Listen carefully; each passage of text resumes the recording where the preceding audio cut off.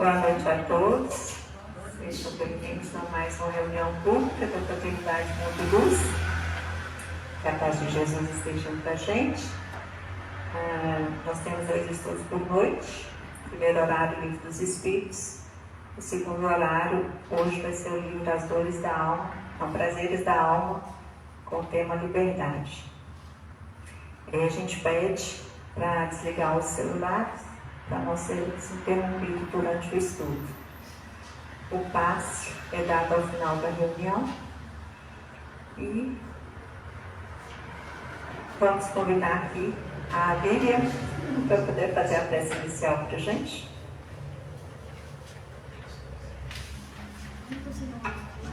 Boa noite. Nosso Pai, que estás em toda parte, santificado seja o teu nome, no louvor de todas as criaturas. Venha a nós o teu reino de amor e sabedoria. Seja feita a tua vontade, Senhor, acima dos nossos desejos, tanto na terra quanto nos círculos espirituais. O pão nosso do corpo e da mente, dai-nos hoje. Perdoai as nossas dívidas, ensinando-nos a perdoar nossos devedores com esquecimento de todo o mal. Não permitas que venhamos a cair sob os golpes da tentação de nossa própria inferioridade. Livrai-nos do mal que ainda reside em nós mesmos, porque só em ti brilha a luz eterna do teu reino de poder, da glória, da justiça, da paz e de amor para sempre. Que assim seja. Que assim seja. Nós agradecemos a Miguel pela prece inicial e convidamos o Theo para fazer o estudo do primeiro horário com o Livro dos Espíritos.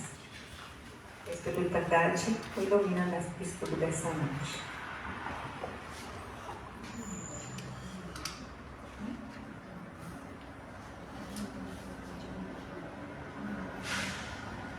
Boa noite, amigos, amigas. Uma alegria estarmos aqui para poder estudarmos um pouquinho. Livro do Espírito aí. Está do lado. Ali do lado. Esconder de mim. Gratidão ao nosso Pai de amor e bondade.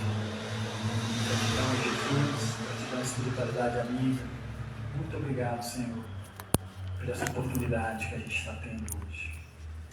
Engraçado que toda vez que a gente pensa na presença de Deus, a gente esquece de uma fala que Jesus teve com Pedro. Não sei se vocês vão lembrar.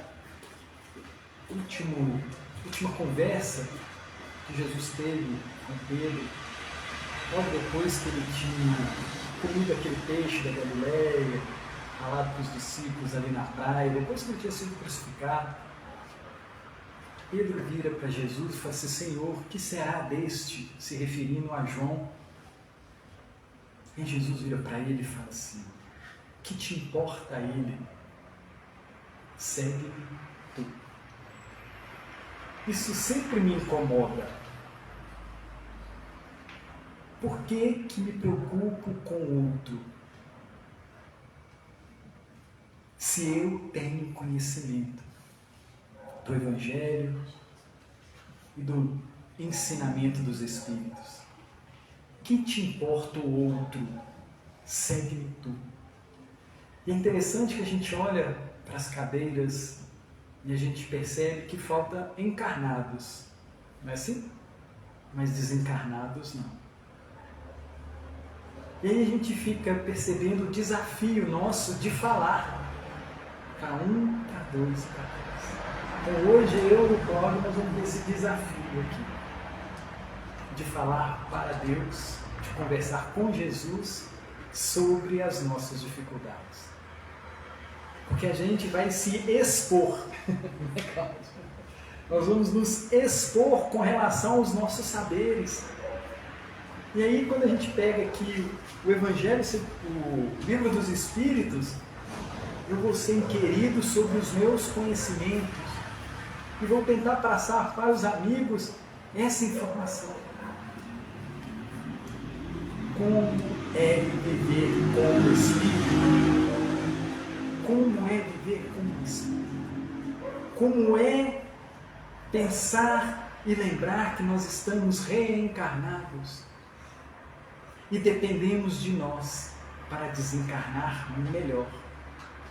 Isso é tão interessante que a gente começa a perceber a dificuldade que temos no nosso dia a dia. Nós estamos aqui estudando a introdução ainda ao Livro dos Espíritos, lembrando a todos que este livro é um livro espiritual. Esse livro vem trazer para a gente lembranças, esclarecimento sobre o que somos na realidade. Trazer para a gente a verdade. Porque Jesus falou lá na Galileia, 2000 anos, não vos deixarei só, enviarei o Consolador prometido, que vai vos contar, explicar, esclarecer sobre a vida espiritual. Amigos e amigas, nós temos ouro nas mãos. Nós temos informações para que a gente possa desencarnar como santos. Não é verdade? Nós temos em nossas mãos, não falta informação. Como é que eu devo agir com fulano que me trata mal? Como é que eu devo agir nesse período de eleição? Como é que eu devo agir com a minha família? Como que eu devo me comportar frente a tudo? Esse livro, o Livro dos Espíritos, traz para a gente todas essas respostas. Se a gente não achar, voltemos ao Evangelho e lembremos das falas de Jesus, principalmente das bem-aventuranças. Bem-aventurados os pobres de espírito, pois deles é o reino de Deus. Bem-aventurado o manso e pacífico. Bem-aventurado o misericordioso, pois ele alcançará misericórdia. Bem-aventurado aquele que busca justiça, pois ele achará. Então, é tão bonito quando a gente começa a fazer o movimento de sair dessa intelectualidade e partir para o sentimento, o coração. Como é que eu devo viver o meu dia alegre? É a recomendação de Jesus. Quando ele fala para nós assim: neste mundo tereis aflições, tem de bom ânimo. O que é bom ânimo, gente? O que é bom ânimo? Alegria. Ah, mas está difícil. Era assim que era para estar. Difícil para que eu me torne fácil. Não é para me tornar difícil, não. A proposta de Jesus é para que a gente se torne cada vez mais brando, pacífico, dócil. Porque ele fala que todas as ovelhas conhecem o pastor. E se a gente tem dificuldade com Cristo, nós somos ovelhas rebeldes. E a gente precisa ter esse ouvido, esse coração de sentir o chamado de Jesus. E Jesus nos chama para dentro da nossa casa. Jesus nos chama para a nossa família. Jesus nos chama para o nosso país. Jesus nos chama para o nosso planeta. Porque todos somos filhos de Deus. Como a gente bem fala no Pai Nosso, Pai Nosso que estás no céu. Olha que bonita essa oração.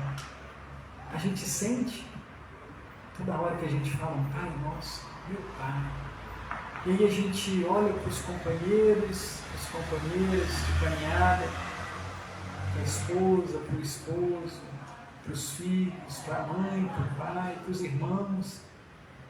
E a gente vê ali, realmente, filhos de Deus, nossos irmãos, que como nós temos dificuldade, a gente consegue olhar para isso? Como nós temos dificuldades. E essas dificuldades são boas ou ruins, gente? Já pensaram nisso? As dificuldades do dia a dia são boas ou ruins? Eu já descobri que são todas excelentes professoras para a minha vida. Excelentes professoras, as minhas dificuldades. Como é bom passar por elas. Passar por elas, viu, gente? Não é ficar, não. A proposta do cristão, daquele que busca o Evangelho, que busca a doutrina espírita, é saber passar por todas as dificuldades. Com carinho, que o Cristo nos ensinou. Com alegria. Mas está doendo muito, eu tenho que ser alegre? Tem que achar nessa dor um motivo de ser brando, de ter o ânimo. Essa é o nosso grande desafio. Nós estamos no item 12 da introdução, e o item 12 da introdução é o momento das considerações. Você é a capricha e tem você se ensina como Pedro na pista.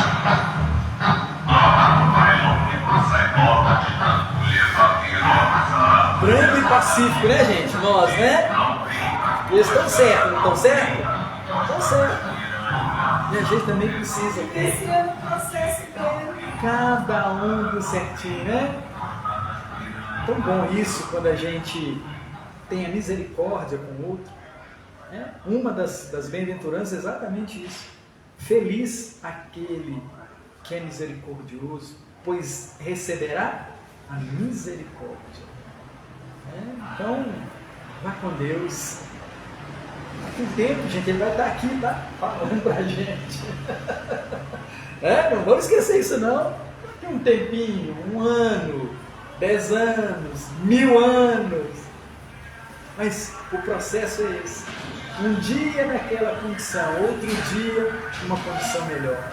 E é tão bom a gente ter esse olhar, essa certeza. Porque eu não duvido disso nem um pouco. Eu tenho certeza absoluta que todos nós chegaremos a essa condição. Se bem que ele podia até passar pela gente, né? A gente não sabe se a gente vai ficar preso. Ele sabe dar um salto, vira um Paulo de Tarso, né? Vê uma passagem e tum! Atropela a gente e fica para trás. A gente não sabe o tamanho da vontade que está dentro desse irmão, quanto que ele é capaz. Aí a gente estava falando da identificação dos espíritos no item 12. Ele fala assim, semana passada a Bíblia falou para nós com relação a essas manifestações, como que a gente precisa analisar as manifestações. E o nosso querido professor fala assim, quando se manifesta o espírito de alguém que pessoalmente conhecemos, de um parente ou de um amigo, sobretudo se morre há pouco tempo, acontece geralmente que a sua linguagem corresponde com perfeição às características que conhecíamos. Isto já é um indício de identidade, para a gente identificar se é ou não é um amigo. Por quê? Porque nós precisamos dar comprovação, não é isso? Precisamos da comprovação. Será que é? Será que não é? Se for muito genérico, a gente fica assim. Se não for, a gente tem mais atenção.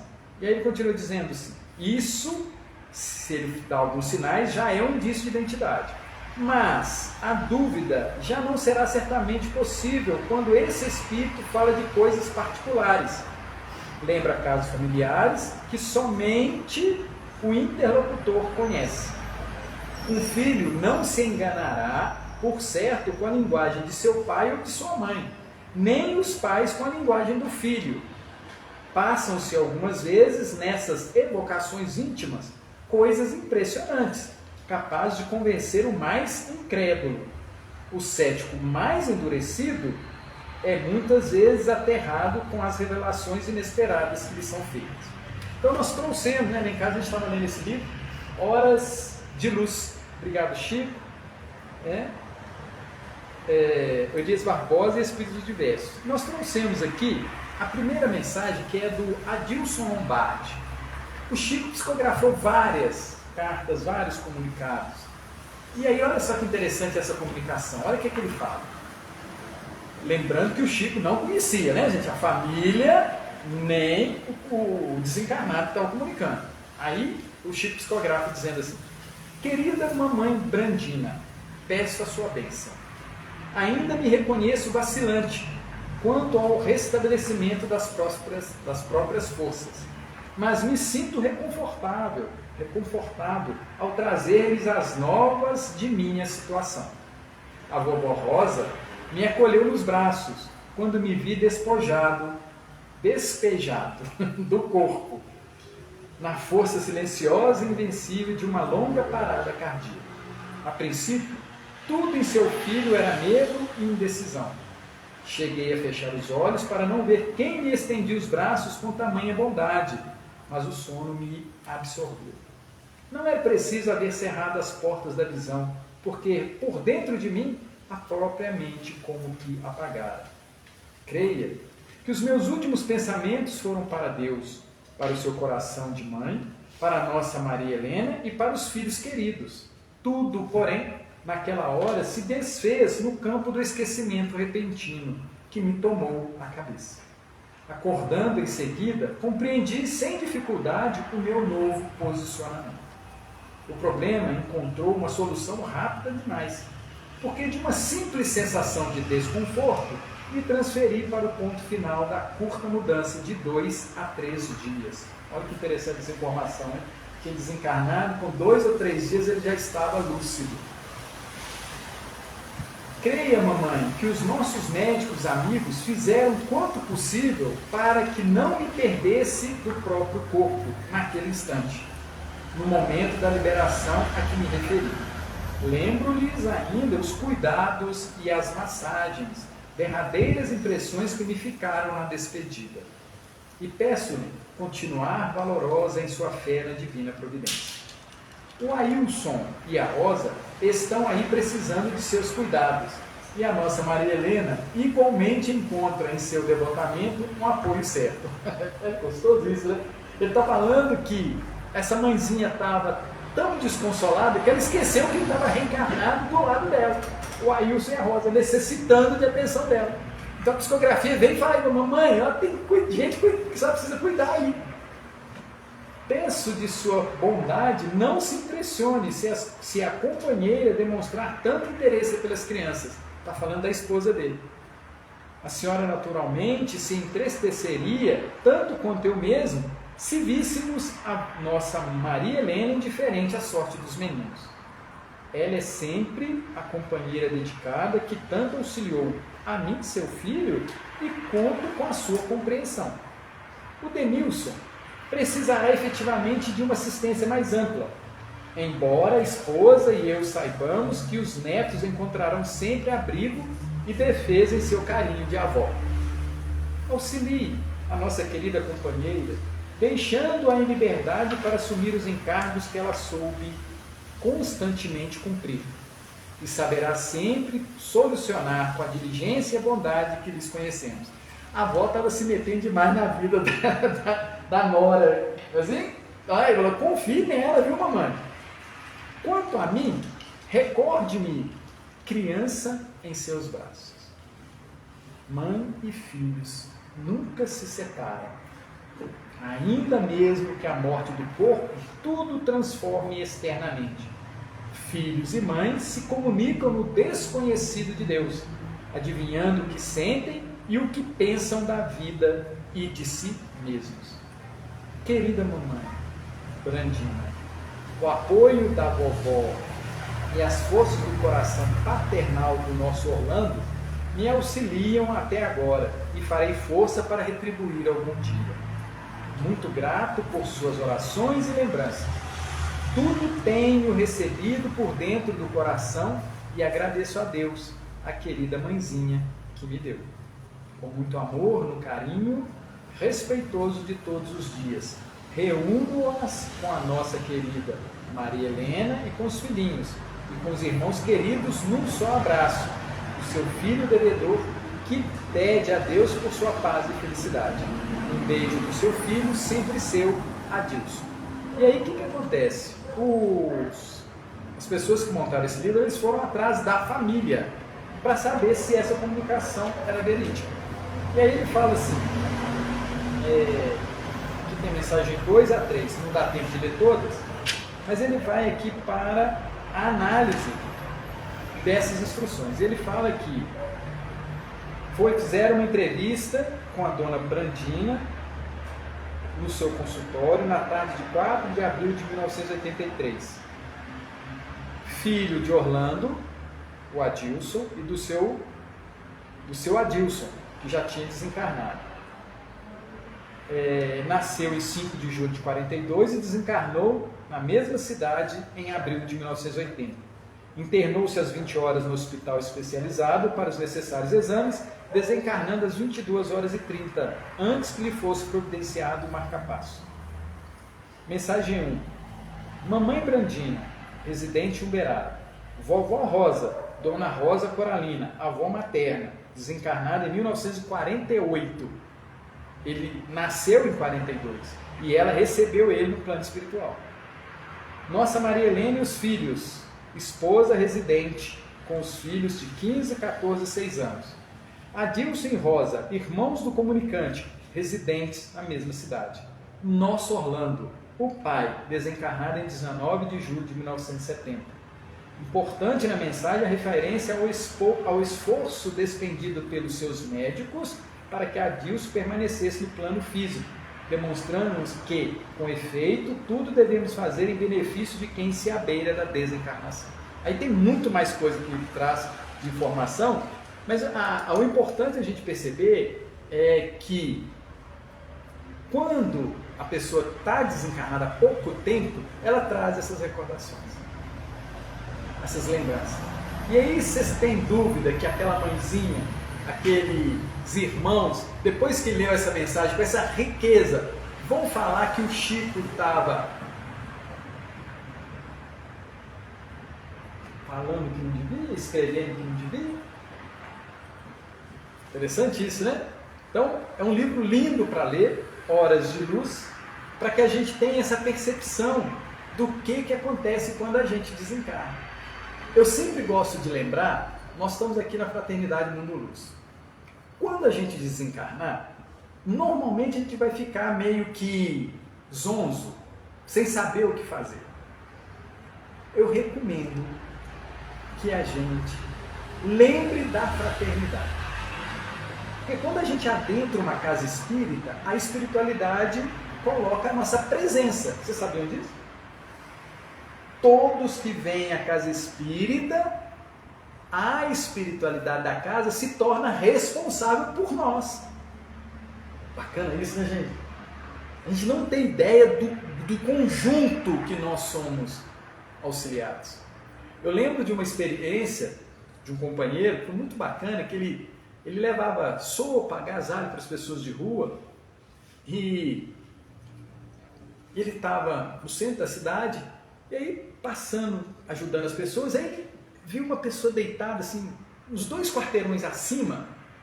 Ele olhou, falou, nós estamos aqui embaixo, ficou, sabe aquela dúvida de auxilia ou não auxilia? Aí ele resolveu ir lá, levou uma comida, né, um pratinho de sopa, chegou lá e chamou pelo irmão que estava deitado. Ele reparou que o rapaz estava muito frio, chamou, ele não acordou, mas ele viu que ele estava vivo ainda, né? E aí ele deixou o prato de sopa, na hora que ele estava saindo, ele falou, ele está sentindo tanto frio, tirou a blusa dele e cobriu esse irmão. Fez uma prece e foi embora. Aí ele participa, né, até hoje, reunião mediúnica, e na hora que ele chegou na reunião, dias depois, se manifestou um espírito. Se dirigiu a ele e falou assim, eu sou a mãe daquele menino que você deu a blusa de frio. Aí ele entendeu, eu sou a mãe. Ele desencarnou naquele momento, mas quentinho, graças à blusa que você colocou em cima dele. Graças à blusa que você colocou em cima dele. Não teve quem me chorasse.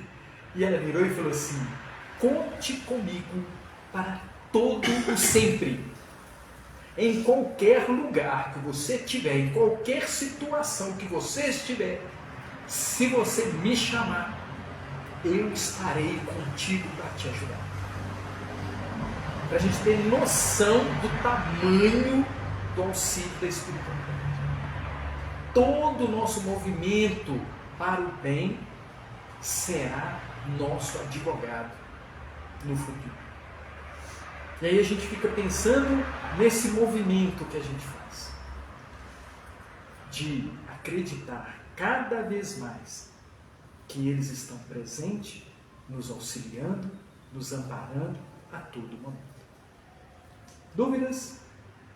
Perguntas? Protestos? Está valendo. Obrigado, gente. Nós agradecemos então, né, por estudo aí, pelo horário. E vamos pedir a Tiazinha fazer a peça de Caritas para a gente, peça de mediação entre uma palestra e a outra.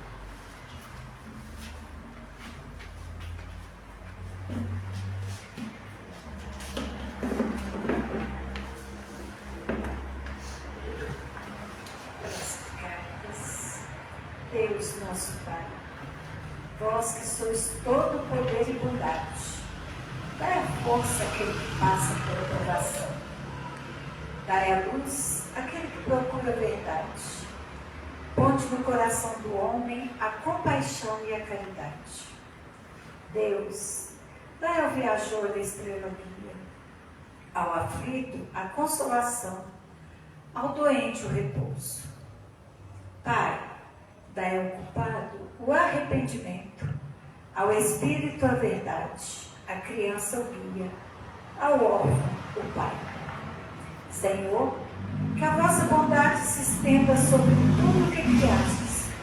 Piedade, Senhor, para aqueles que não vos conhecem, esperança para aqueles que sofrem.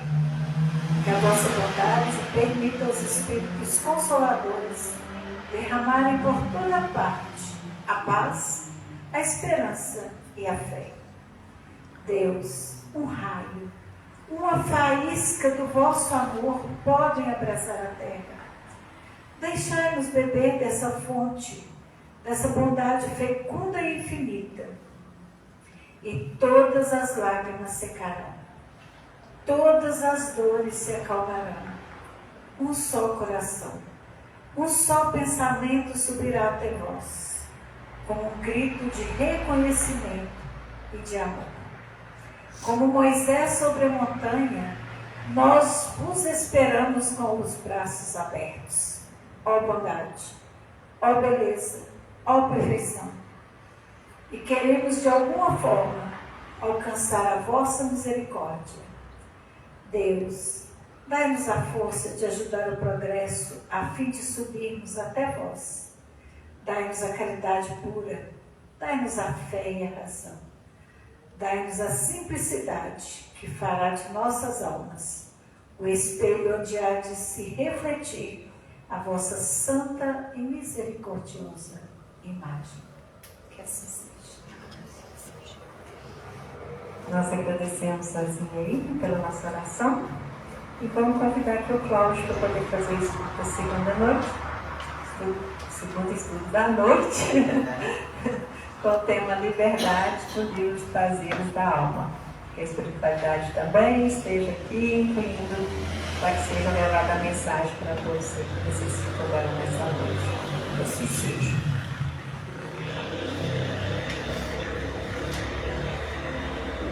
Pode pegar? Pode tirar. Gente, boa noite. Muito boa. Agradecer mais uma vez a oportunidade que a casa nos oferece. Agradecer a Jesus pela força que tem nos dado para continuar com a nossa tarefa, nos abençoando com muita saúde, muita paz. E hoje nós fomos aqui, instados aqui a falar sobre um desses textos, presentes neste livro, o Hamed. E esse tema, ele vai falar sobre os prazeres da alma, vai falar sobre liberdade. Eu achei curioso o tema, porque liberdade é uma coisa que hoje em dia está tão longe de nós, assim, né? Parece que a gente vai perdendo a liberdade aos poucos, né? Sem nenhum viés político nem nada, mas outro dia eu fui entrar no Twitter, né? É o X agora, né? E me disseram que não podia entrar mais. Eu falei, mas por que não pode entrar? Não, porque alguém brigou com não sei o que grande lá de Brasília e não pode eles proibir entrar. E você caiu e falou, mas né, não está funcionando, não, tá. E nem se você tiver outro equipamento, acho que é o VPN, né, um negócio assim, não pode entrar não, porque chegam 50 mil de multa. Eu assustei com isso, né? Porque nós somos, eu não sei quem tem mais de 50 anos aqui, mas nós somos filhos da ditadura militar, né? E nem na ditadura militar a gente via isso, né? Eu acho que lá não tinha X, né? Mas a gente não via isso. O exército dava um caderno pra gente, levava um palhaço para brincar com a gente. Eu não tenho nenhum trauma né? Mas enfim, né? Então a liberdade, realmente, quando eu vi isso aqui, eu falei, gente, né? E foi justamente hoje, né, que eu entrava para ver algumas notícias, não é nem para interagir, não. E aí me restou só o Instagram agora para mim poder ver algumas coisas, né, ter algum contato com o mundo, né? Porque nem a nossa imprensa hoje não dá para confiar, né? Mas enfim. Então, né, esse tema, ele começa assim, para estar em plena liberdade, precisamos nos soltar, fluir pelos ritmos da vida. Muitas vezes é no ato de perder que encontramos a razão da própria existência. Olha que interessante, né? Muitas vezes é no ato de perder que encontramos, né, a razão da própria existência. Então, quando a gente acabou de dar um exemplo aqui, né? Quando a gente vê que perde alguma coisa, é que a gente começa a refletir, né, sobre o quanto essa questão de deixar-nos fluir, deixar a coisa acontecer, é quando a gente perde alguma, né, a pessoa perde, por exemplo, a mobilidade, né, ela não consegue mais se deslocar sozinha, né, ela perde a capacidade mental, né?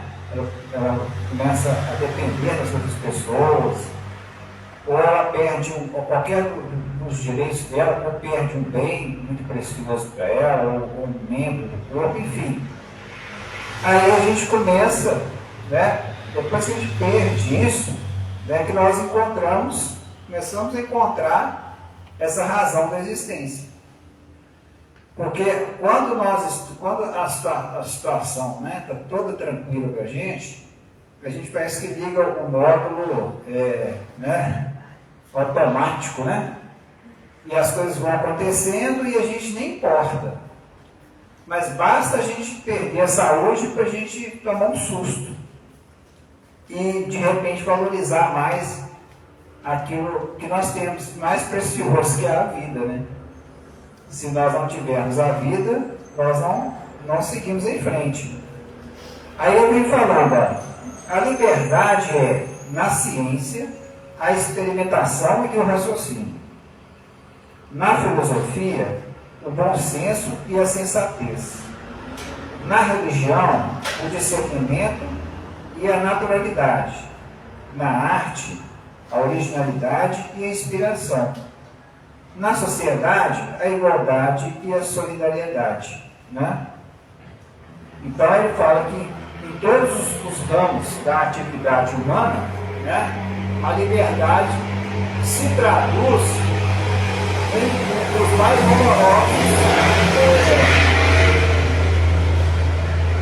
as mais horrorosas coisas para nós, né? A transformação, né, das coisas.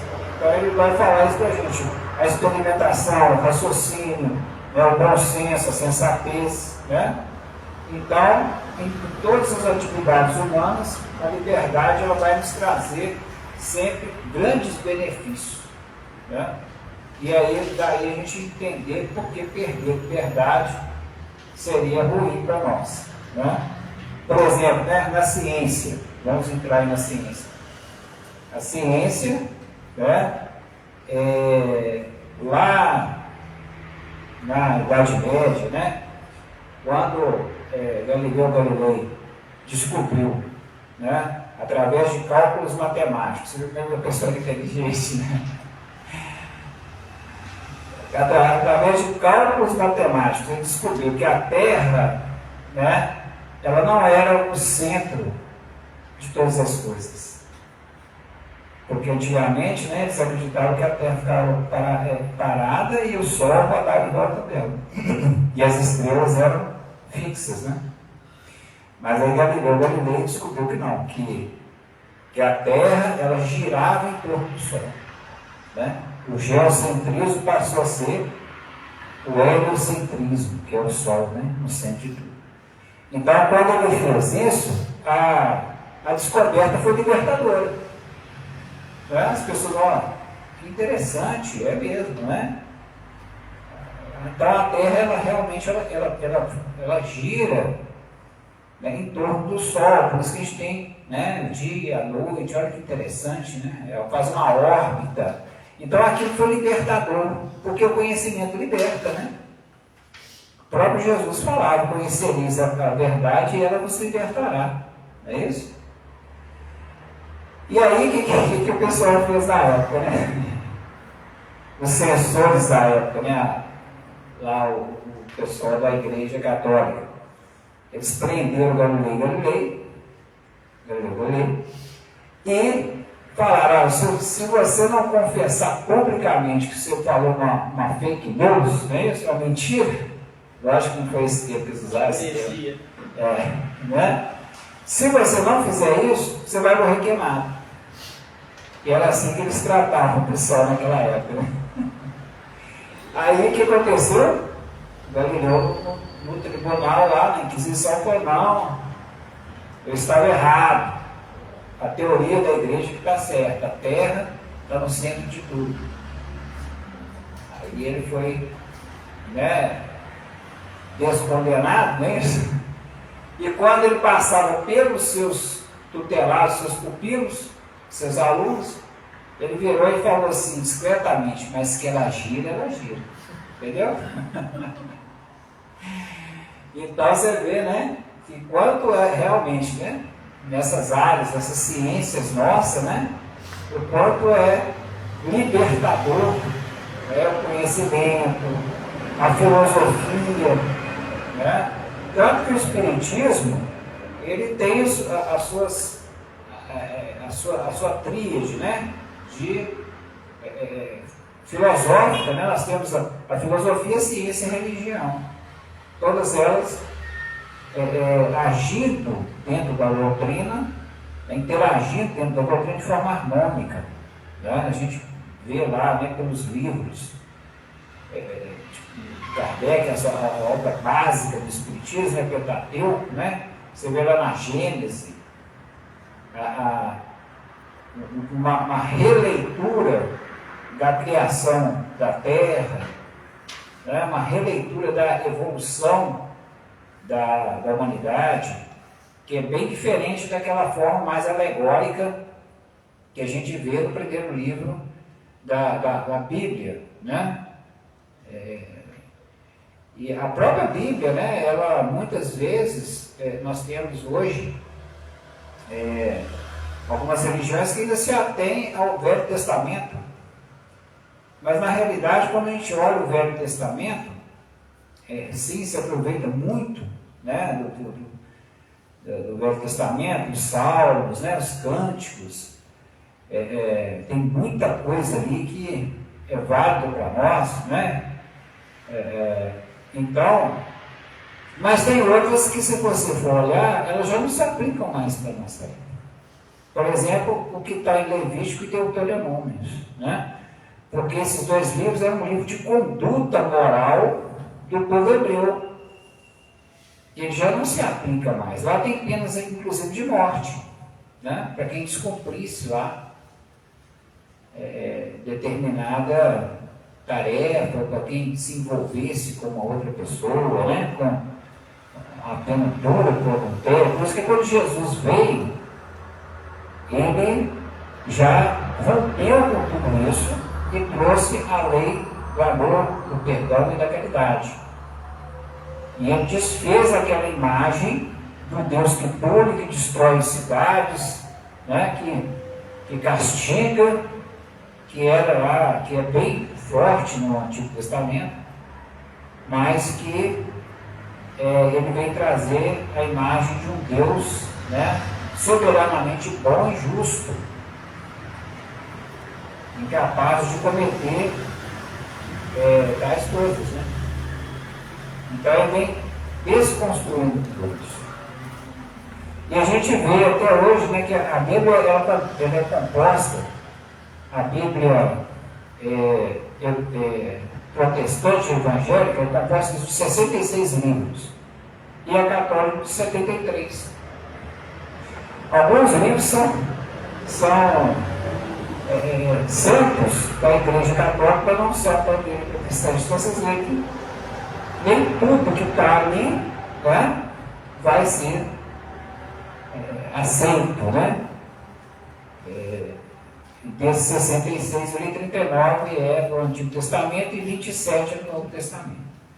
Então vocês veem que toda essa questão, né, da gente ter esse livre-arbítrio, até mesmo para escolher a nossa forma de adorar a Deus, né, que é a religião, ela está bem presente na nossa sociedade, né? Por isso que ele fala aqui, igualdade, né, solidariedade, ela está bem presente, né?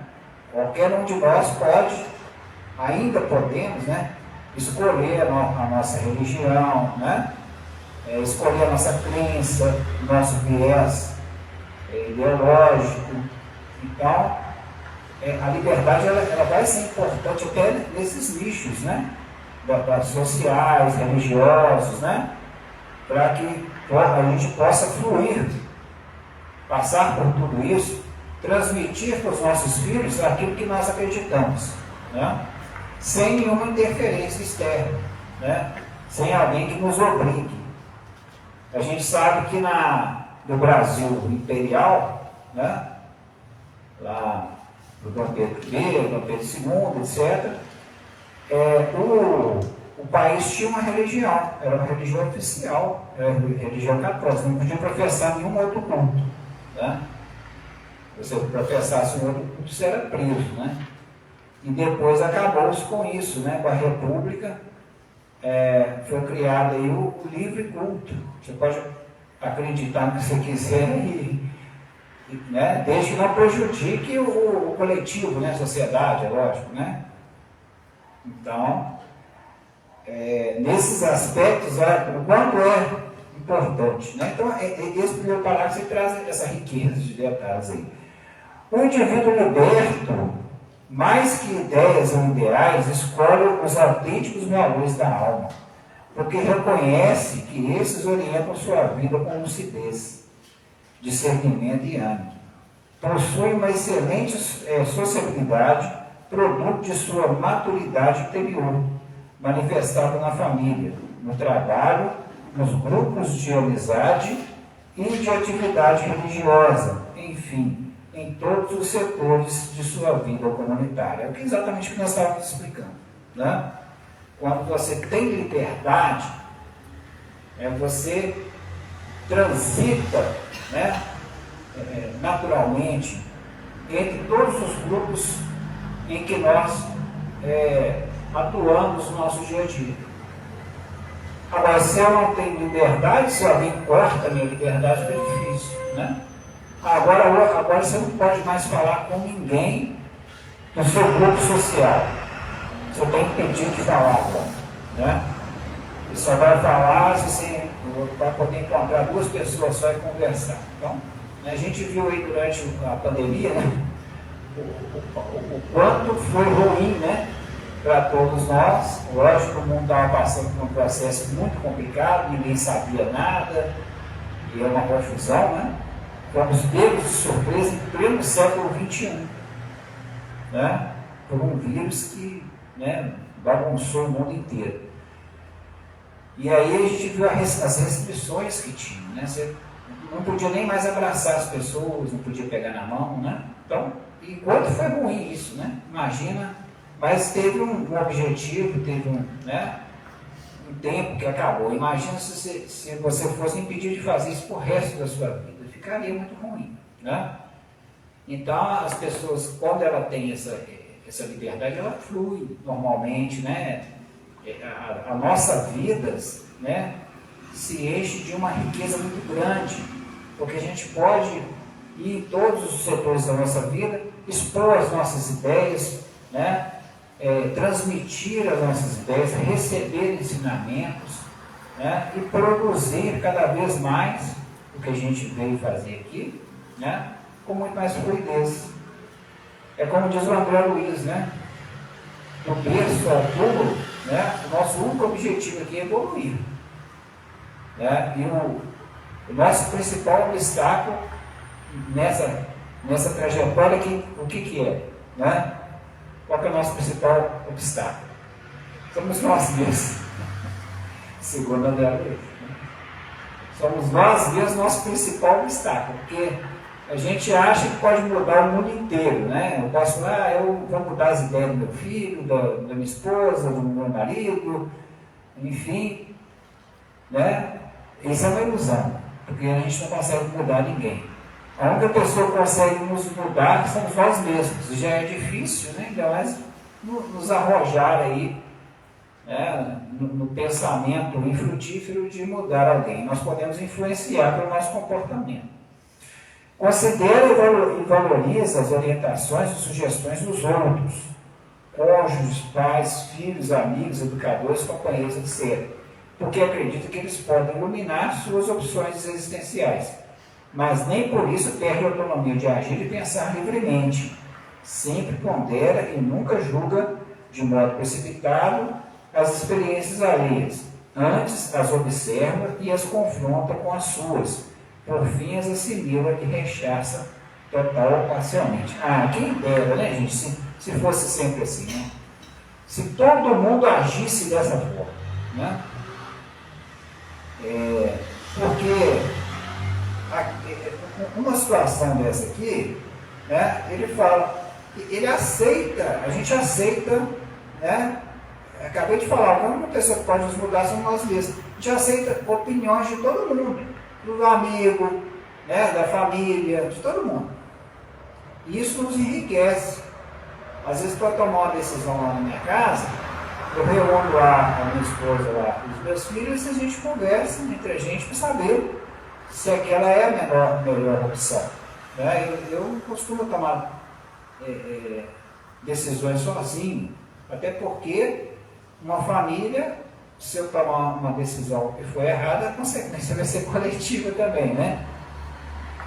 Então, mas eu estando ali no convívio social, no convívio com a minha família e tudo mais, né? Por mais que as pessoas pensem diferente de mim, se eu guardo uma convicção, eu vou manter essa convicção comigo, né?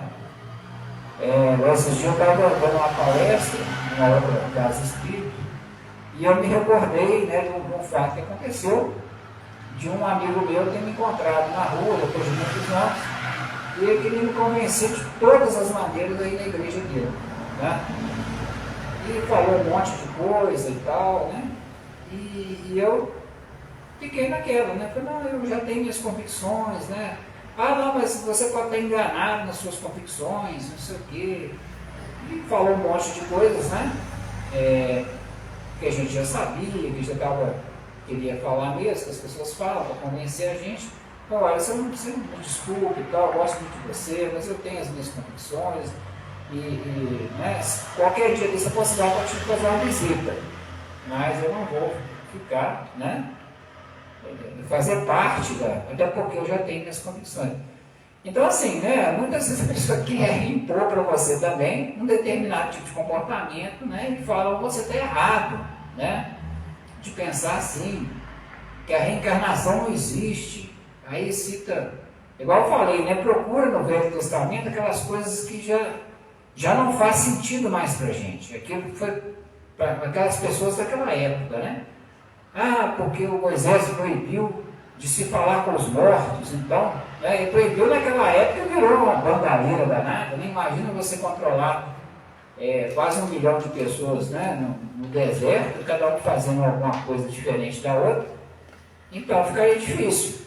Então, aqui essa situação toda que vai se criando, né, a pessoa ela começa a invadir a sua privacidade até de pensamento, né? Mas é igual eu sempre falo, né? Pode acontecer o que for, pode aparecer qualquer pessoa, mas as minhas convicções, elas não vão mudar nunca. Eu acredito na reencarnação, né?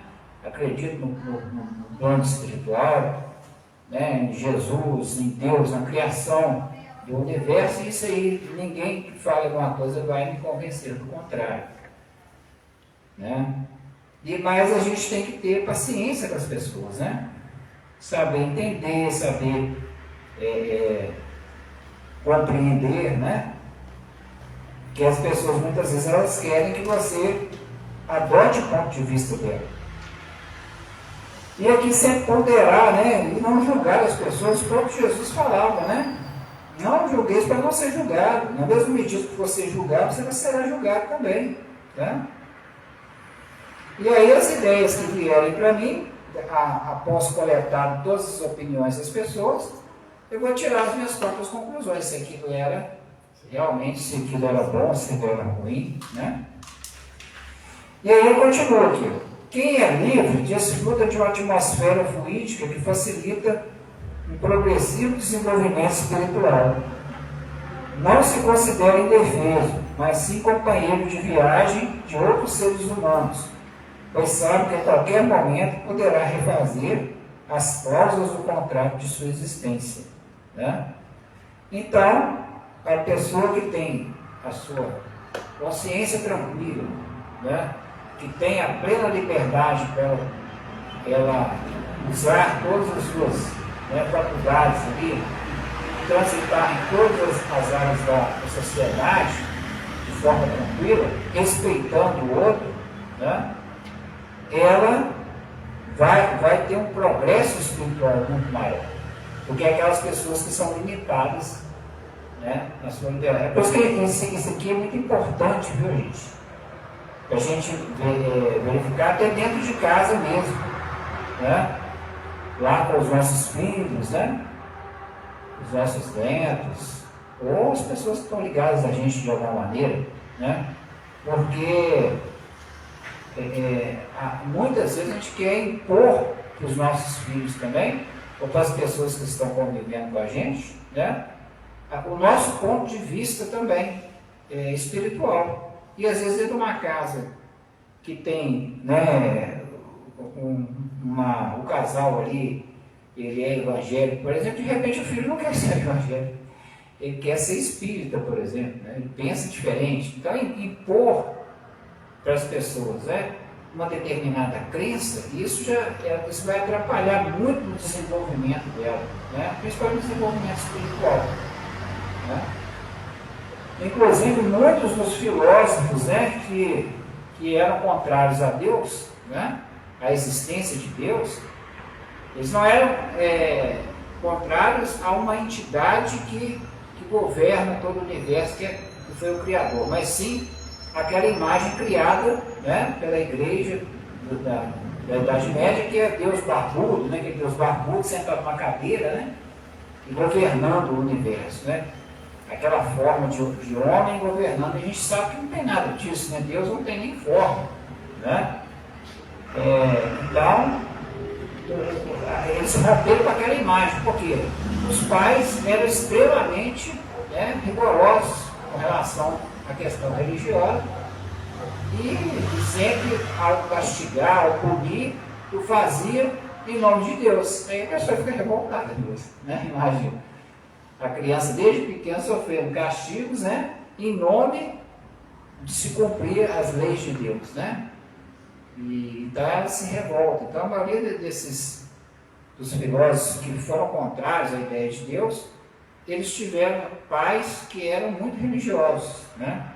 Quando ele fala aqui, né, que a atmosfera fluídica facilita o progressivo desenvolvimento espiritual, é isso, né? Aí vem falando, ó, Allan Kardec indagou em O Livro dos Espíritos. O homem tem o livre-arbítrio de seus atos?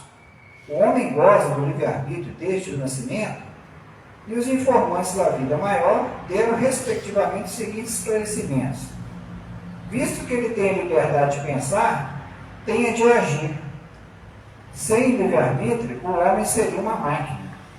Há liberdade de agir desde que haja liberdade de fazer. Nos primeiros tempos da vida, a liberdade é quase nula. Ela se desenvolve e muda de objeto com as faculdades. Né? Então, o Kardec pergunta, né, a espiritualidade maior, né, se o homem tem o livre-arbítrio dos seus atos. Você pode fazer o que bem entender, né? E aí a gente tira aquela célebre frase de Paulo de Tarso, né? Ele fala que tudo lhe é lícito, mas nem tudo te convém. Você pode fazer qualquer coisa, mas nem tudo vai ser bom para você. Né? Alguma coisa vai dar errado. Né? Então, a gente não pode abusar da nossa liberdade também para fazer atos que vão nos prejudicar mais tarde. Né? Então, eu tenho a liberdade de fazer um monte de coisa, mas se a gente abusar dessa liberdade também, ela vai ser extremamente prejudicial para a gente. Né? Então, eu tenho liberdade de eu sair, de eu ir para uma balada, beleza. Mas se eu chegar lá, né, e exagerar na bebida, pegar um carro completamente embriagado, tudo que acontecer dali, da decorrência daquilo, a responsabilidade vai vir em dobro em cima de mim. Tanto perante a lei, na nossa lei dos homens mesmos, que proíbe esse tipo de atitude, quanto das leis de Deus. Né? Elas vão ser potencializadas, algo que você usando o seu livre-arbítrio, né? O próprio André Luiz fala isso, né? Que o uso do arbítrio, né? Seguindo aí aos nossos instintos inferiores, né? Ele vai nos trazer muitas consequências ruins. Né? Ele vai antecipar coisas que eram para acontecer mais para frente. Então, às vezes uma gravidez indesejada, né? Essa gravidez que vai vir. Aquele espírito não era para vir naquele momento, ele veio, né? E aí esse espírito, ele pode, tem até um livro do André Luiz que mostra isso, né? Claramente. Esse espírito acaba se tornando, né? O próprio obsessor encarnado daquela pessoa. Então, tem coisas que se a gente usar o arbítrio, né? Para o pleno gozo das nossas necessidades inferiores, né? Isso pode nos trazer consequências seríssimas. Né? Então, nós temos, sim, aqui ele fala, né, que a liberdade de agir está ligada à liberdade de fazer. Né? Nós demos um exemplo disso. Se eu não posso entrar lá e ver uma rede social minha, então eu não posso fazer, não posso agir em cima daquilo. Né? Não posso obter mais informações, enfim, e nem interagir mais. Né? Corta aquela liberdade da pessoa. Né? Então, o livre-arbítrio ele é um negócio também extremamente complicado, porque a gente também tem que agir, né, com bastante prudência, sempre medindo as consequências dos nossos atos. Né? Porque se nós não fizermos isso, as consequências elas vêm. E depois não adianta falar que foi Deus que castigou, porque Deus não castiga ninguém. Né? A gente, pelo menos quem já está na doutrina espírita há algum tempo, sabe que nós somos frutos das nossas próprias escolhas. Né? Nós escolhemos ser o que somos hoje. Né? E também nós somos frutos, né, dos nossos atos no passado, tanto dessa vida quanto de outras vidas. O que nós temos ou não temos hoje, as dificuldades da nossa vida, né, da nossa trajetória de vida até hoje, elas nasceram atrás em algum ato impensado que nós fizemos. Né? Então nós precisamos deixar de errar é quase impossível, né? A gente não consegue deixar de errar, ainda mais na situação espiritual que nós vivemos hoje, que ainda somos espíritos imperfeitos, né? Mas nós temos que buscar errar menos, né? Diminuir a nossa porcentagem de erro. E como é que a gente faz isso? Né? É controlando os nossos instintos inferiores, dando freio a eles, não deixando que eles produzam os efeitos, né? Porque como o irmão trabalha essa questão muito bem, né? Ele fala que todo ato ele nasce porque um sentimento, bom ou ruim, né? Esse sentimento ele se transforma num pensamento, e esse pensamento plasma, né, palavras e atitudes. É um processo, né? Então, quando esse sentimento ruim começa a ser gerado dentro de nós temos que já dar uma freada nele, porque ele vai se transformar em pensamento, e o pensamento vai se materializar, né, em atos e palavras. E Jesus falava, né, conhecereis a árvore pelo fruto. É isso? A árvore que você não vai colher uvas de um espinheiro, não tem lógica, né? Então, se a árvore dá bons frutos, a árvore é boa. Se ela dá maus frutos, a árvore é ruim. O que ele quis dizer com isso? Quais são os nossos frutos? Os frutos do ser humano, quais são? As palavras e os atos. Quem nos traz essa luminosa ideia é Emmanuel, né? Esses são os nossos frutos. As nossas atitudes e as nossas palavras, elas são os nossos frutos, né? Então, se eu tenho sempre aquela palavra que ofende, que agride, que machuca, né, que deixa a pessoa para baixo, esse é meu fruto, é um espinho, eu sou um espinheiro então, né? Eu sou uma árvore então que não é boa. Agora, se eu tenho aquela palavra que sempre consola, que sempre ajuda, que sempre acalma, né, que concilia, aí esse é meu fruto. Então, eu sou uma árvore boa, uma árvore que dá sombra, que dá bons frutos, que alimenta, né?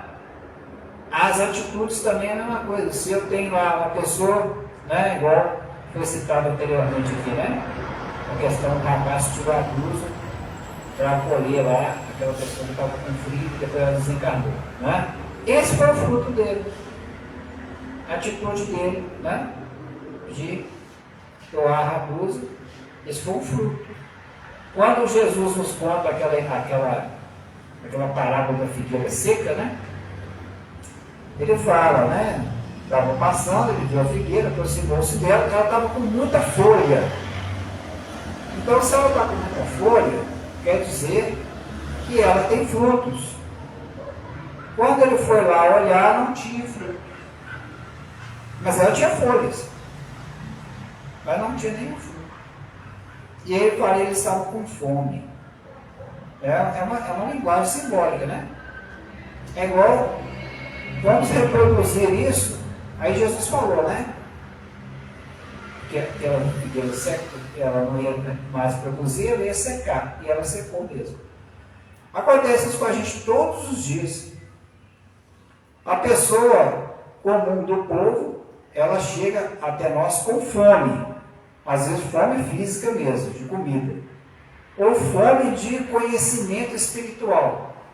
E ela nos vê como alguém que potencialmente poderia ajudar, igual a figueira, cheia de folhas. Mas quando ela chega na gente, qual é o fruto que ela pode? Nenhum. Você fala, agora eu não posso te ajudar. Não, agora não.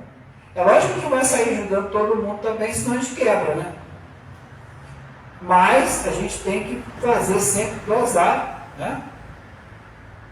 A gente tem que compreender, né? E às vezes até, né, levar uma palavra para aquela pessoa também. A pessoa te pede um pedaço de carne, né? Como já aconteceu muitas vezes, vou comprar um pedaço de carne para ela. Às vezes é um torcinho de barriga que a pessoa pede, né? Você vai falar, não vou te dar. Vai lá e dá, nem que seja 200 gramas, dá a pessoa, compra lá. Dá a pessoa. Eu acho que uma vez eu comprei dele um negócio, porque eu falei, a pessoa pediu, mas eu falei assim, eu acho que esse queijo não devia nem vender, eles tinham que dar, aquele monte de gordura, né? Aquele troço, né? Um torcinho de barriga aí, todo mundo conhece. Né? Então acho que eles deveriam dar aqui, não devia vender aquilo não, né? Porque é gordura pura, né? Mas enfim, não vou entrar nessa seara. Mas dá o alimento. Aí às vezes a pessoa vem desesperada, ela quer só uma palavra da gente, ela quer só uma orientação. E aí eu não posso, quem sou eu para te dar o alimento? Eu não vou te falar nada, né? Porque depois eu vou ser responsável por isso e tal. Então a pessoa busca o fruto e não acha, né? Busca isso na gente, não acha de jeito nenhum. Então a gente precisa, a partir de determinado momento na nossa vida, né? Começar a frutificar, né? Então ele fala aqui, ao longo da história, a liberdade de expressão, né? Não é um texto falando da liberdade de expressão, é o texto que está falando isso, não? Ao longo da história, a liberdade de expressão sempre foi e sempre será a condição essencial encontrada na estrutura psicológica de todos os homens sábios e livres, né? A pessoa precisa ter liberdade para se expressar. Ah, mas a pessoa passou da conta, ofendeu a outra. Para isso nós temos lei. Né? As leis já falam sobre isso. Já. Injúria, calúnia, etc. Né? A liberdade de expressar é fundamental. O próprio texto está falando isso aqui. Né? Se você tolhe a pessoa de ter opiniões, interagir, né, que seja numa rede social, que seja em público, né? Isso aí já começa a ferir o próprio princípio, né? De direitos das pessoas, né? Os próprios direitos humanos das pessoas. Olha só que estrutura psicológica dos homens sábios e livres. Isso afeta psicologicamente a pessoa. Né? Você fica pasmo com isso, mas eu não posso mais usar o negócio. Palavras ou atos que não ultrapassem os seus direitos ou os outros. Aqui, ó. Esses indivíduos aliaram ao livre-arbítrio à reflexão, a fim de escolherem decisões, palavras ou atos que não ultrapassam os seus direitos com os dos outros. Né? Então, você pode sim ter o direito de falar e tudo, né? Se você extrapolar, já existem leis que vão punir individualmente você, e não a coletividade inteira por causa de uma pessoa, né? Uma das maiores batalhas que temos de enfrentar é de abrir mão da compulsão de estar constantemente desconfiante de tudo. Aí já entra no outro assunto. Porque a gente tem essa compulsão mesmo de desconfiar de tudo e de todos. Né? Mas hoje em dia, até a própria dinâmica da sociedade nos leva a isso. Né? Mas nós temos que dar uma... Você vê que hoje, né, eu não atendo mais telefone, infelizmente. Eu não atendo mais. Eu tenho minha lista de contatos, né? E se a pessoa quer falar comigo, ela entra em contato lá pelo WhatsApp, etc. Por quê? Golpe. Toda hora aparece um querendo dar golpe. Um te liga falando que é do banco, o outro liga, coloca o rosto de uma pessoa que você conhece, liga falando que aquela pessoa está precisando, né? Não sei se já viram esse golpe aqui, né? Se vocês não viram, fica esperto, o que acontece? Aparece o rosto da pessoa lá no perfil, fala, meu telefone estragou, você podia me depositar um dinheiro para mim, né? Procure saber se realmente é a pessoa mesmo, né? Liga para o telefone da pessoa e conversa com ela, né? Teve uma senhora, eu conheço, uma pessoa muito boa, ela veio, outro dia conversando comigo, ela veio chorando, falando, eu perdi R$4.000, né? A pessoa entrou com a cara da minha filha falando que estava precisando, e eu não olhei com ela antes, achei que a pessoa, né, aquele primeiro impacto, né, a pessoa falou, ela está precisando, vou mandar. Perdeu o dinheiro, né? Ela ficou muito chateada com isso. Né? Eu falei com ela, da próxima vez ela liga para saber se, pois é, devia ter ligado, né? Desinformação também, às vezes, né? Esse golpe é muito comum e às vezes as pessoas ficam Né? Igual eu falo, entra no modo automático, né? Então, além de eu falar que é do banco, né? Que está precisando, vai fazer uma transferência, alguém que fez um pagamento altíssimo, né? Que está bloqueado, você tem que dar sua senha para desbloquear lá. Então, aí você passa a desconfiar de todo mesmo, né? E de todos, você fica, né? Então, fica uma coisa assim. Agora, a gente não pode, tem que trabalhar para isso não virar uma paranoia, isso que ele está falando aqui, ó, né? Para estar em plena liberdade, precisamos nos soltar, fluir pelos ritmos da vida. Muitas vezes, no ato de... Não, isso aqui não, foi... Deixa eu ver aqui. Não, porque isso aqui acho que... Tá certo, é porque ele destacou. Será que eu me prendi errado? É o ato de perder que encontramos a razão na própria existência. No exercício do livre-arbítrio, será sempre bem-vinda a legitimidade da inquisição ou indagação, pois a dúvida saudável mantém nossa casa mental na própria constante da atividade intelectual ativa e criativa, enquanto a certeza absoluta pode nos levar a atitudes atrevidas e insolentes. Então é bem melhor ser um eterno aprendiz, né? Isso tem até uma música que fala, né? Ser um eterno aprendiz, né? Viver e não ter a vergonha de ser feliz, né? E ser um eterno aprendiz. É preferível a gente tentar ser um eterno aprendiz, aquele que está sempre questionando, né? O porquê das coisas, tentar entender melhor, do que ser aquele que acha que é o dono da verdade, né?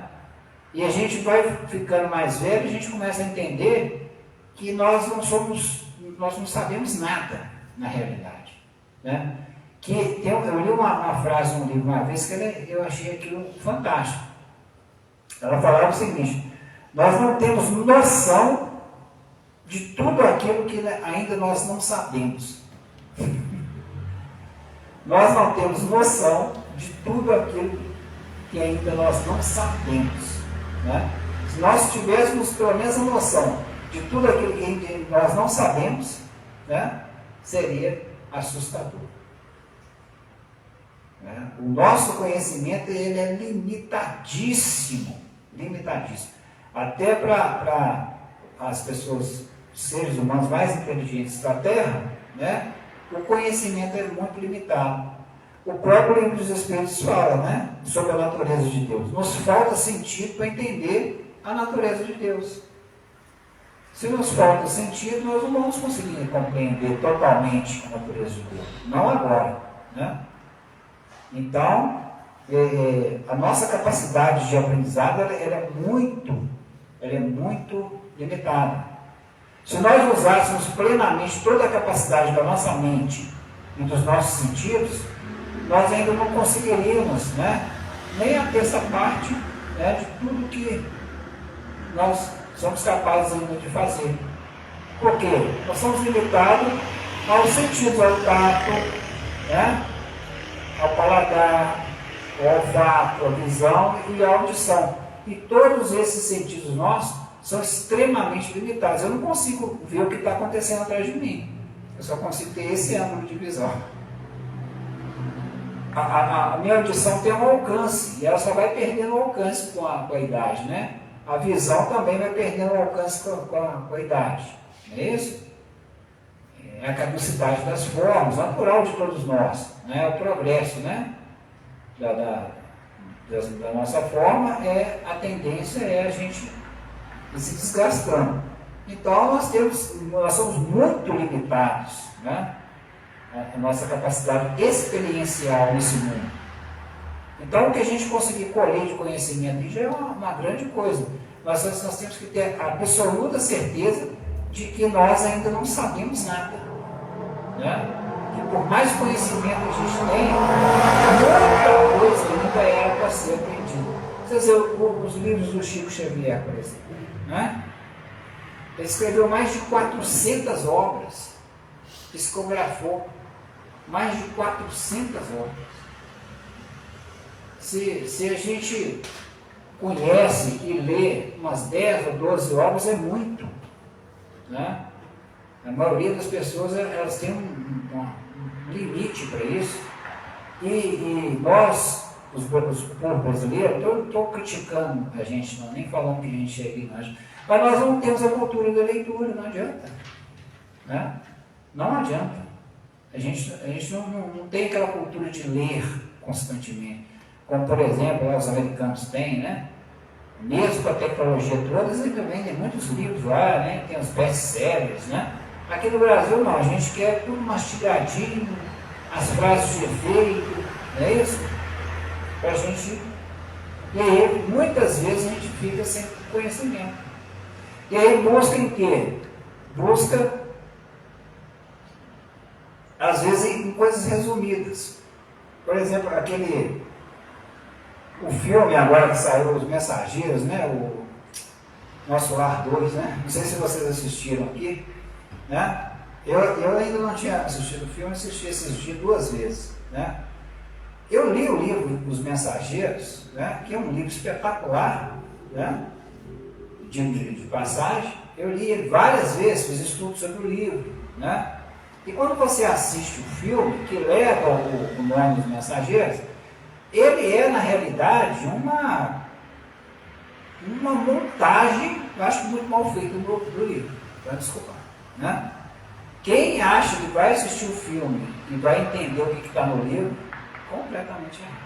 Tem alguns personagens, algumas situações, eles fazem um resumão, mas isso é assim mesmo, isso se chama ficção romântica, eles precisam passar uma mensagem, então eles põem tudo no acordão ali e jogam lá, né? Mas muita informação legal, tudo, né? Mostra a questão dos obsessores, mostra o negócio todo. Mas alguns dados que passam lá, inclusive, nem tem no livro. Igual, por exemplo, a fala do André Luiz, que ele falando, né? Que o Aniceto, ele era um espírito de esferas superiores que não precisava reencarnar mais. Isso não tem no livro e isso não existe também. Todos os espíritos que estão no nosso lar ali, eles estão mais afeitos aqui, à nossa energia terrestre. E eles estão, né? Muitos deles ali são espíritos benevolentes, que ainda têm necessidade de reencarnar, sim.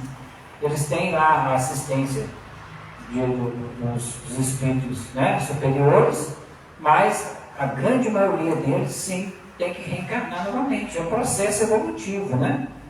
Então, é aquele negócio, a gente não pode trocar, né, o livro pelo resumão, o negócio, porque as pessoas distorcem as coisas, né? Então vamos lá.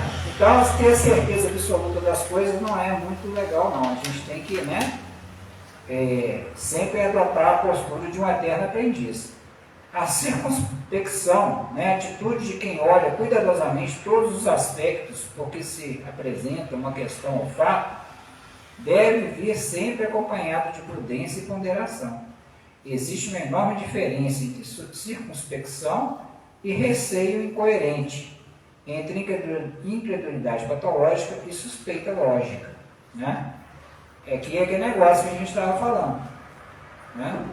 A gente também não pode começar a desconfiar de tudo, de todos também, que a gente não sai nem de casa, né? Dá a agorafobia na gente, né? O medo de sair de casa, a gente não sai de casa. Agora, a gente tem que manter a lógica e tem sempre uma suspeita lógica, né? Alguém está entrando em contato comigo, me pedindo dinheiro, falando que é um parente meu. Será que é mesmo? É suspeita lógica. Então, peraí, deixa eu ligar para ver se confirmar, né? Isso é uma suspeita lógica. Agora chega uma pessoa no ambiente, você já olha e fala, eu acho que aquela pessoa ali vai me agredir, é um assaltante, começa, né, a surtar, né? Aí já é outra coisa. O verbo suspeitar provém do latim suspectare, que tem como variável suspicere, que significa olhar do lado de baixo, ou olhar por baixo. O que vive em suspeita, ao contrário do que vive livre, não está olhando a realidade das coisas, mas supondo o que possa existir por trás dos fatos, acontecimentos e atitudes das pessoas. O desconfiado compulsivo está sempre preocupado em não ser enganado ou roubado, enquanto liberto, sabe que nada nem ninguém pode extinguir ou se apropriar de suas conquistas pessoais, né? Então, a pessoa, quando ela está mais segura de si, né, ela começa a fazer essa distinção na mente dela. Porque senão a pessoa começa a achar que todo mundo está perseguindo ela, né? E isso é muito triste. A pessoa está perseguindo a outra. Então, e outra coisa, sabe que muitas vezes leva a pessoa a achar que ela está sempre sendo perseguida, que ela é alvo de comentários, né? Primeiro é a consciência, né? Consciência pesada. Consciência pesada é terrível. Se você cometeu algum ato, chegou num lugar, as pessoas estão conversando, mesmo que não seja sobre a pessoa, ela vai pensar, nossa, será que está falando de mim? Será que eles descobriram aquilo? Né? É a consciência pesada. A pessoa que tem a consciência tranquila, ela, né, transita em todos os lugares sem problema nenhum. Né? E segundo, né, é se dar importância demais. Achar que as pessoas estão muito preocupadas com a gente. Isso nos dar importância demais. E às vezes a gente não tem tanta importância assim para as pessoas. Né? Às vezes a gente não tem tanta importância porque a pessoa vai perder tempo para te criticar, mas por que isso? Né? Quem que nós somos na ordem do dia? Né? Na fila do pão, como diz o outro? Né? Ninguém. Né? Então, a gente tem que ter essa consciência. A questão da humildade, né? De entendermos, né, que nós, como a Emmanuel fala, né? A humildade é entender a nossa pequenez diante do universo, né? E entender que nós não temos assim tanta importância para que as pessoas fiquem pegando nosso pé, né, perseguindo, não é bem isso, né? E por fim, né, os indivíduos que alcançaram o estado de liberdade vivem no equilíbrio. Portanto, não acreditam em tudo, nem desconfiam de tudo. Fazem parte do rol das criaturas centradas. Diferenciam-se o que existe de real e verdadeiro. E não ficam imaginando males ilusórios ou sem fundamento. Exatamente o que a gente falou aqui, né? Fica imaginando as coisas, né?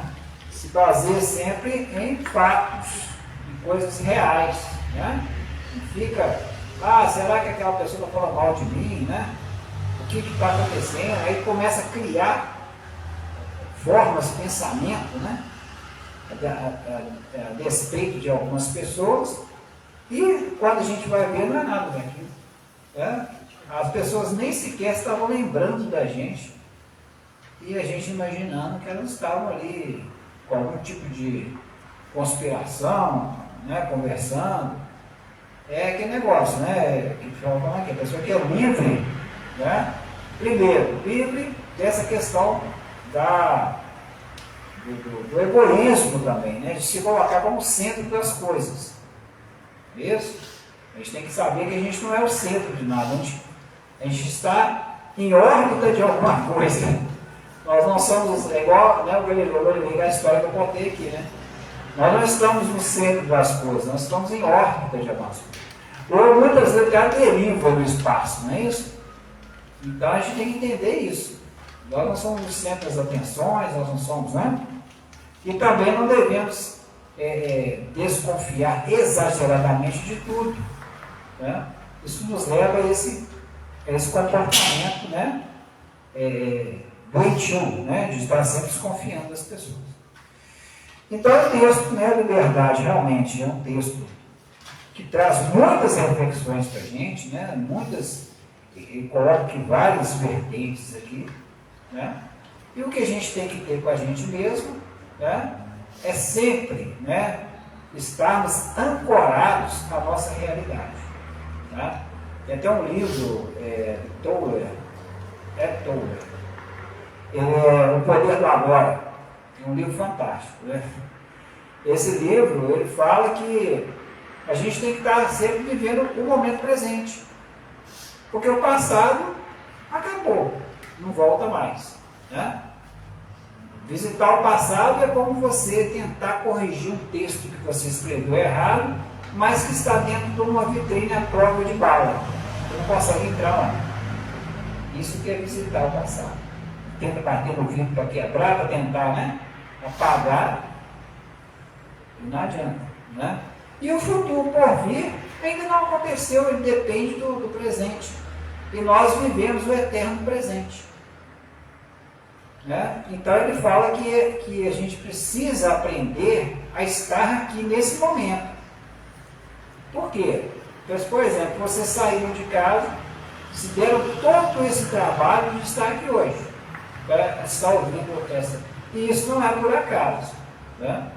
E eu não estou falando só para as pessoas que estão aqui, estou falando para todos os encarnados que estão aqui também. Que eu não consigo ver, mas eu sinto a vibração. Né? Então, muitas vezes a pessoa vem para cá com esse objetivo. Aí chega aqui, a pessoa não está aqui. Ela desliga e vai lá para não sei aonde, lá para a casa dela, né? Para os problemas que ela tem, né? Os relacionamentos. Né? Então, isso aí é extremamente prejudicial para a gente, que a gente passa a não viver o momento. Né? A gente passa a estar em qualquer outro lugar de menos ali. E a vida vai passando. Quando você assusta, a gente passou. Eu não dei atenção para os meus filhos. E aquele negócio eu podia ter aprendido, não aprendi. Aquele curso todinho eu fiz, mas enquanto o professor falava, eu viajava, né, na maionese, eu não aprendi nada, entendeu? A gente precisa aprender, né, nas pequenas tarefas. Estou lavando louça. Então, peraí, eu vou sentir ali. Isso é ele que fala no livro. Eu vou sentir a textura do sabão, eu vou sentir ali, né, aquela louça sendo limpa, né? É isso. Vou fazer uma caminhada, vou sentir o ar, o oxigênio, vou olhar ao redor, ver o que está acontecendo. É tudo isso. Às vezes a gente tem que se desligar mesmo, né? Se a gente conseguir aprender isso, né? Tem hora que a gente tem que se desligar. E ele fala que a gente tem que ser o observador da nossa mente. Sair às vezes e observar a nossa mente. Porque a nossa mente, ela nos engana. Ela faz a gente entrar em um nível de pensamento que retorna aquele pensamento do passado e nos traz aquelas emoções ruins novamente. Então, às vezes tem que ser observador. Por que a minha mente está fazendo isso comigo? Né? E interferir ali para aquele pensamento desaparecer. Nós falamos aqui, né, como a Ana fala, que toda a atitude ruim, ou positiva, ela assume um sentimento, bom ou ruim, que se transforma em pensamento que se plasma em ações, né? Palavras e ações. Então, tudo isso a gente tem que ver, o poder do agora, a gente está presente. Se eu venho com a fraternidade, eu venho para cá para quê? Para estar prestando atenção na pessoa que está falando. Porque isso vai ser alguma coisa boa para me levar para mim. Do contrário, eu fico em casa, assistindo televisão. Então, a gente precisa valorizar o agora, o presente. Né? Se eu vim aqui, então eu vou viver esse momento. Depois eu vou viver um outro momento. É isso que nós devemos fazer sempre. Está no seio familiar, vamos ficar com a nossa família. Está conversando com alguém, preste atenção no que a pessoa fala. Né? Porque senão a gente vai viver sempre no mundo da lua, como diz a música, né? Eu vivo sempre no mundo da lua, não é isso? Então, e a gente passa, a vida vai passando, a gente envelhece, olha para trás e vai, engraçado, eu não vivi nem no presente, nem no passado, nem no futuro. Onde eu estava? Entendeu? Que eu não vi nada disso, né? Então isso é muito importante, né? Então é isso que a gente tinha para dizer. Muito obrigado mais uma vez, o convite da casa, né? Agradecer à equipe espiritual que sempre me acompanha, né? E agradecer a paciência, a boa vontade de todos aí, por ter nos ouvido. Muito obrigado. Nós que agradecemos, né, Cláudia, pela palestra. E lembrando também o seguinte, a gente está gravando ali, né? Mas estar aqui tem todo o plano espiritual no tratamento, né? Fazendo tratamento da gente presente. Então, às vezes a palestra online ajunta, dá uma luz, Mas não é a mesma coisa de estar aqui, né? Vamos convidar todo mundo aí que estiver online para poder vir para casa, porque nada melhor do que estar aqui. E o Cláudio estava falando ali, né? E eu fiquei assim, a gente às vezes fica muito preso nos nossos traumas, nos nossos medos, e a gente tem que nos libertar desses traumas e desses medos. Esquecer o passado, como você falou, e viver o presente, né? O agora é agora, trabalhar a mente, né? Para poder melhorar cada dia. Os recadinhos, para todo mundo que já sabe os nossos recados, o jornalzinho está ali com os cursos. Domingo que vem, 18 horas, Mocidade. O Rodolfo está falando que a Mocidade, agora em novo horário, vai ser domingo às 18 horas. Vai ser aqui ao lado, na área da cozinha, né? E aí convidamos todos para trazer os jovens de 12 a 28 anos. 28, 12 mais. Coloca 12 mais. 12 anos, 12 mais, tá? Para poder vir. Vai ser um bate-papo gostoso, né? Vai ser ótimo. Isso. E a oportunidade dos pais virem participar da palestra enquanto os filhos ficam lá no estudo doutrinário. A gente vai se enviar fluidificada pra gente, tá? Outra coisa que eu queria falar. A Casa Caminho, Verdade e Vida, pediu para avisar que vai ter um festival de pizza. É novembro, né? Novembro.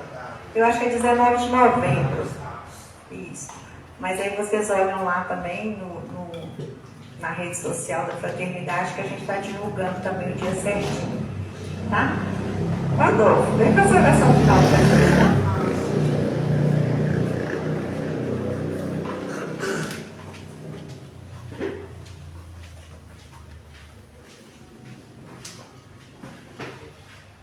Boa noite a todos, com os corações serenados e cheios de informações. Agradecemos a Deus, a Jesus, a espiritualidade amiga, a palestra e os ensinamentos de hoje, que possamos levar isso para as nossas vidas. Falar sobre liberdade é muito desafiador, né? E a liberdade no sentido de que o conhecimento ele nos liberta e nos transforma. Então, Deus, que é nosso Pai, nós te agradecemos por tudo que tens feito em nossas vidas, pela alegria de viver, por nossas famílias, pelos nossos amigos, pelo ar que respiramos, pelos dons que nos destes, pelos relacionamentos que possibilitam que nós cresçamos a cada dia. Obrigado, Pai, pelas oportunidades que tens dado de testemunhar o amor com que amas a nós e a toda a humanidade. Obrigado, Pai, por teu perdão e por dar-nos uma vida plena e abundante. Senhor, a Ti, que és Criador do que somos e do que possuímos, dedicamos nossas vidas, clamando para que vejamos a Tua vontade sendo feita e que nossas obras ornem e glorifiquem o Teu nome. Assim seja, graças a Deus. Obrigada, Rodolfo. Final. E encerramos aqui então mais uma reunião, tá? Que todos tenham bom retorno aos seus lares. Boa noite a todos. Obrigado.